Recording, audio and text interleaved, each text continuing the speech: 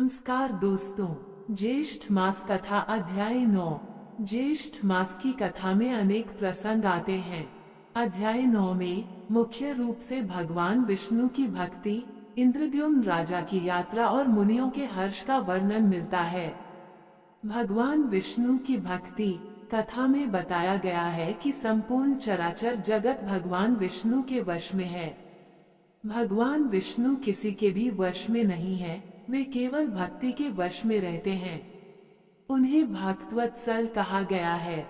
भगवान विष्णु की भक्ति ही धर्म, अर्थ, काम और मोक्ष रूपी चारों पुरुषार्थों की जड़ है। भक्ति ही भगवान को वश में करने का उपाय है। राजा इंद्रद्युम्न की नीलाचल यात्रा। राजा इंद्रद्युम्न ने अपने भाइयों सहित नीलाचल जगन्नाथपुरी जाने की घोषणा करवाई। उन्होंने कहा कि वे जीवन पर्यंत पुरुषोत्तम क्षेत्र में निवास करेंगे। राजाओं ने अपनी रानियों, मंत्रियों, परिकरों सहित रथ, हाथी, घोड़ा, खजाना और पैदल सेना साथ लेकर वहां चले। इस प्रकार आज्ञा देकर राजा इंद्रद्युम्न ने अपने आगे खड़े नारद मुनि की परिक्रमा की। मुनियों का हर्ष और भगवान का तेज। जब जगन्नाथ भगवान अपने सामने प्रकट हुए तो अगस्त्य और शंख आदि सभी मुनियों के मन में बड़ा हर्ष हुआ।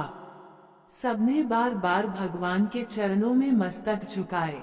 उस समय लोक रक्षा के लिए चारों ओर भ्रमण करने वाले भगवान के तेज बल संपन्न आयुध उनकी सेवा में उपस्थित हो गए। सूर्य के समान तेजस्वी चक्र, दिव्य गदा, नंदक नामक खड्ग, कमल तथा भयानक गर्जना करने वाले आयुध वहां मौजूद थे। शिव की स्तुति। कथा में शिव की स्तुति भी की गई है, जिसमें उन्हें सर्वेश्वर, सर्वदेव आश्रय, सबके ध्यान करने योग्य बताया गया है। उन्हें सर्व पापनाशन, धाता, विधाता, कर्ता और रक्षक कहा गया है। ये भी वर्णित है कि जैसे तिल में तेल और दही में घी व्याप्त रहता है, उसी प्रकार समस्त संसार भगवान से व्याप्त है। वे ही ब्रह्मा, विष्णु, इंद्र और अग्नि हैं। ज्येष्ठ मास का महत्व और क्या करें। धार्मिक महत्व। ये महीना हनुमान जी, भगवान राम, भगवान विष्णु, सूर्य देव और वरुण देव की पूजा अर्चना के लिए विशेष लाभकारी माना जाता है। इस मास में दान पुण्य करने से विशेष पुण्य मिलता है। जल दान। ज्येष्ठ मास में भीषण गर्मी पड़ती है, इसलिए जल दान का विशेष महत्व है। प्यासे लोगों को पानी पिलाना, पशु पक्षियों के लिए जल पात्र रखना, प्याऊ लगवाना और तालाबों का संरक्षण करना बहुत शुभ माना जाता है। व्रत और त्योहार। इस मास में कई प्रमुख व्रत और त्योहार मनाए जाते हैं, जैसे बड़ा मंगल, बुढ़वा मंगल, गंगा दशहरा, निर्जला एकादशी, वट सावित्री व्रत और शनि जयंती।